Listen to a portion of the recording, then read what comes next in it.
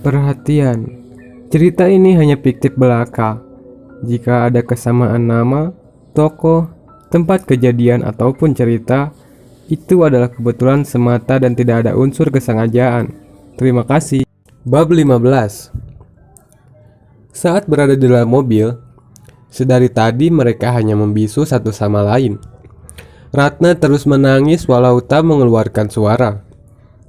Sedangkan Glenn fokus menyetir hingga sampai di halaman apartemen. Sesampainya di apartemen Glenn, mereka berdua pun turun dari mobil dan masuk ke dalam apartemen mewah milik Glenn. Ratna mengendarkan pandangannya melihat setiap sudut apartemen mewah milik Glenn yang ia lewati. Ratna terus mengikuti Glenn dari belakang hingga mereka tiba di sebuah kamar yang sangat luas. Tidak seperti kamar yang ia tempati saat dia di rumah Raka. "Nah, Ratna, ini adalah kamar kita," ucap Glenn yang kini berdiri di depannya. "Kamar kita?" ucap Ratna dengan terkejut. "Ya, ini kamar kita. Kau akan tidur sekamar denganku," jelas Glenn lagi. "Tapi, kenapa? Apa kau berpikir untuk pisah kamar?" tanya Glenn dengan tatapan menyelidik yang membuat nyali Ratna menciut untuk membantah. "Tidak," jawab Ratna dengan gugup lalu menundukkan kepalanya. Glenn tersenyum melihat Ratna yang langsung menurut hanya dengan ditatap seperti tadi. Glenn mengangkat dagu Ratna agar wanita itu menatapnya. "Jangan takut. Aku bukan pria jahat seperti suamimu." Glenn pun melepaskan tangannya dari dagu Ratna. "Sekarang kau boleh membersihkan dirimu terlebih dahulu sebelum tidur. Aku akan ke ruang kerjaku sebentar," ujar Glenn lalu berjalan ke arah pintu kamar. Tapi sebelum Glenn keluar, ia berbalik lagi menghadap Ratna. "Dan satu lagi, jangan pakai baju yang kau bawa," sambil menunjuk tas yang Ratna bawa. "Pakai baju yang sudah aku siapkan di lemari." Setelah itu Glenn pun keluar dari kamar menuju ruang kerjanya. Sedangkan Ratna yang masih berdiri di tempatnya menatap pada tas yang ia bawa. Ratna meletakkan tas itu di lantai dan berjalan ke arah lemari. Saat Ratna membuka lemari, terlihat banyak sekali pakaian wanita yang tergantung di sana. Ratna melihat-lihat baju yang membuat matanya membulat sempurna. Semua baju-baju itu sangatlah seksi dan berbahan tipis. Ratna terus mencari-cari baju yang sekiranya tidak terlalu terbuka dan layak untuk ia pakai. Tetapi tetap saja, ia tidak menemukan baju yang ia cari. Ratna pun terpaksa membuka tasnya dan mengambil baju tidur miliknya sendiri. Karena tidak mungkin Ratna memakai baju yang ada di lemari itu. Setelah itu Ratna masuk ke dalam kamar mandi untuk membersihkan tubuhnya. Setelah mandi, Ratna keluar dengan memakai baju tidur miliknya sendiri. Ratna duduk di kursi meja rias yang ada di sana, lalu menyisir rambut panjangnya. Setelah dirasa sudah rapi, Ratna pun meletakkan kembali sisir tersebut. Kini Ratna diam. Ia bingung apa yang harus ia lakukan. Apakah ia langsung tidur saja sekarang?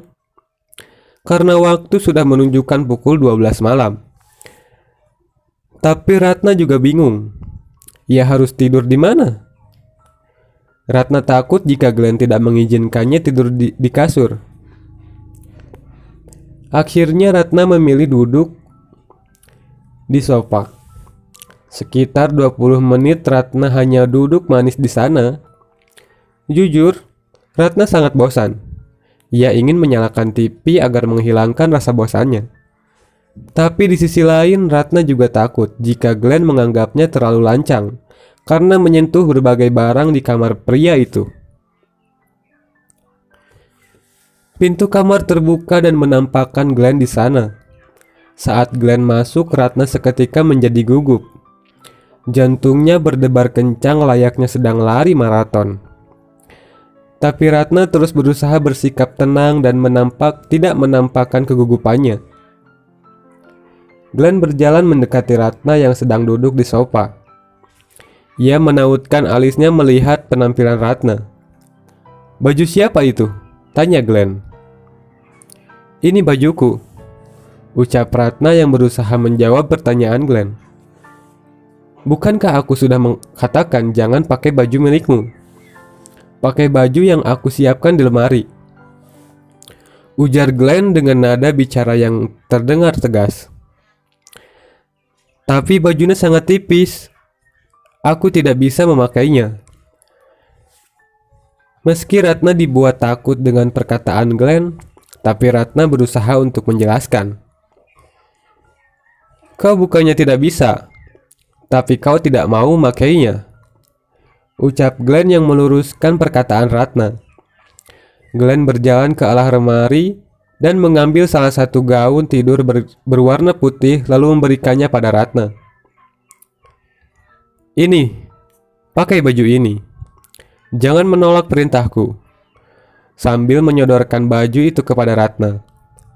Dengan ragu, Ratna mengambil gaun tersebut dan berjalan ke kamar mandi untuk mengganti pakaiannya.